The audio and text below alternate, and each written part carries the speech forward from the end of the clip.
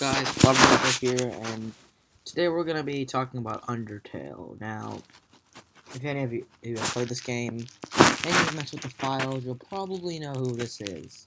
First of all, before I continue any further, I'd like to put a very special spoiler warning.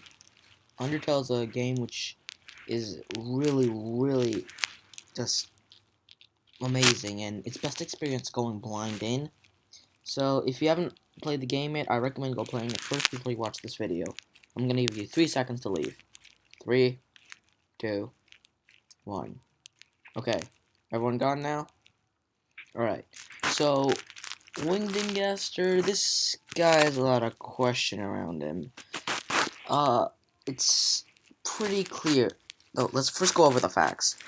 Gaster is a character you can find when you mess with the fun level for the coding and set it to 666. There you'll find Gaster in a secret room in Waterfall. Nothing else changes besides that, except you meet Gaster followers, which replace some of the characters. Monster Kid is replaced by one of the Gaster followers. The guy at the Muffet's bake sale, he's replaced. And the little fire guy is also replaced. Now, when I first discovered him, it was basically another FNAF theory. So I'd like to share my idea about Gaster today. Now, let's first look at his design. We see Gaster with we see his hand on the sides, a crack across his face, and another crack down into his mouth. Now, it's pretty obvious he's related to Sans Papyrus, being one of the only 3 characters in the entire game named after a font. For those of you who don't know, Wingding and Aster are a font, and Sans, Comic Sans, Papyrus, they're all fonts. Now, this made me question a lot.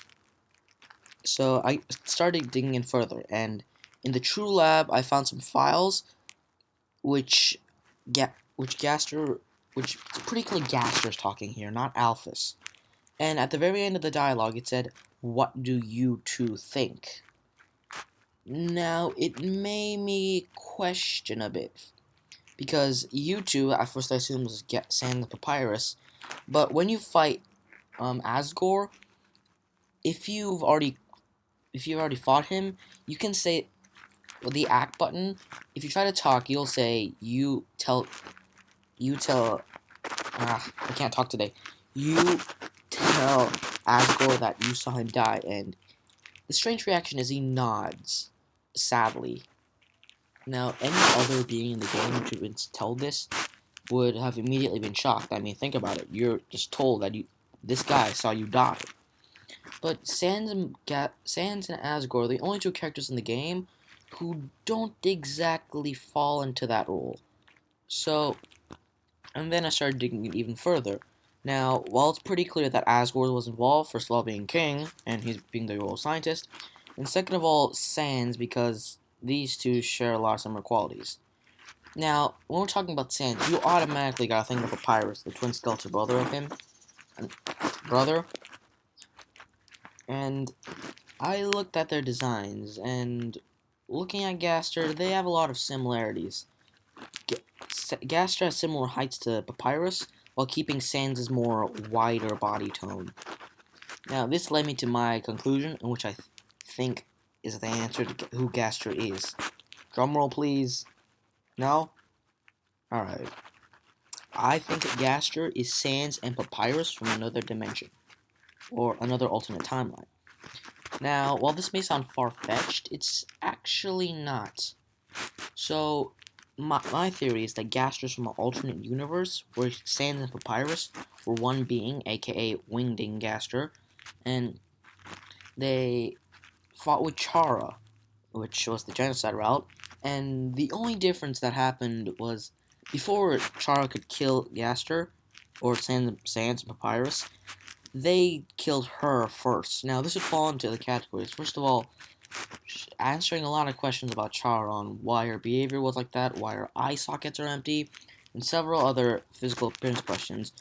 But it also answers several things about this crack here.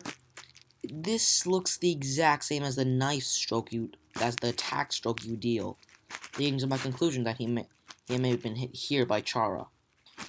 Now, you might be asking yourself, well, that's gonna be really hard. I mean, what are the chances of finding two universes the exact with only a couple variables different? And honestly, the answer is 100%.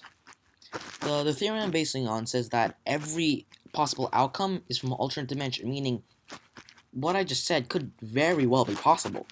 And I'm following up to matpat, or game theory as you might know him, his theory about sands being nests from Earthbound. Now, this falls in perfectly because, first of all, look at the language Gaster talks in, or wingding. Now he came to the conclusion that Papyrus was a starman and Sans was Ness. Now it's probably gonna be weird that they're one being because then Ness is a starman. That's actually might be true. We never see we never see the starman native language. I mean, sure they talk English, but that's because they have to adopt to our world's language. What's their native language like? And this, at first, when I came up with the translation, was weird. I mean, what's with the happy face, the airplane, the cross? What's with all these symbols? And it came to me that it was a bit random, coming from the most mysterious and presumably the most powerful character in the game. So it's fairly possible that this was actually this is actually Starman language. I mean, we never get a clearance, so how do we know this is or isn't? So this following up to Gaster. Now you might be asking, well, Sans is more like Gaster. We don't see any papyrus traits in him. Well, well, no, but we see he has Gaster followers. Now, anyone like Sans wouldn't have this, because Sans, as well as popular as he is, we don't see him have followers, whereas Papyrus desperately wants some followers. Now, this leads me to believe that this is the Papyrus part of Gaster that's showing with Gaster followers, because anyone like Sans, I just said, would reject this and just say go live on with your lives, but Papyrus wouldn't. So that's the Papyrus part of him showing. Also, look at the very size of him. Seems to remind me of Papyrus and Sans. Now so here's the wrap up of the summary of the entire thing. Gaster is Sans and Papyrus, or Ness, as a starman from an alternate universe. In that universe, Ness went and came into the underground, and became the royal scientist of Asgore.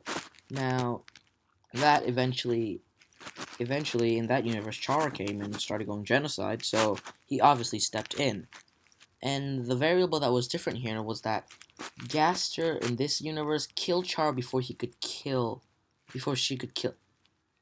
Like, they both died at the same time, turning them both into spirits, and they both need physical hosts. Now, that would also explain why Chara needs Frisk, because, boom, that would fit in perfectly. So, they both been traveling through universes. Chara trying to find a physical host, and Gaster following to stop her. And this will lead a lot because he's more like the spectator of the game since he doesn't really physically interact. Anyways, that's my thoughts about him. If you guys have any questions, leave it in the comments. I may create an answer video sometime. If you guys enjoyed it, subscribe, and I'll try to come up with more theory videos. Bye!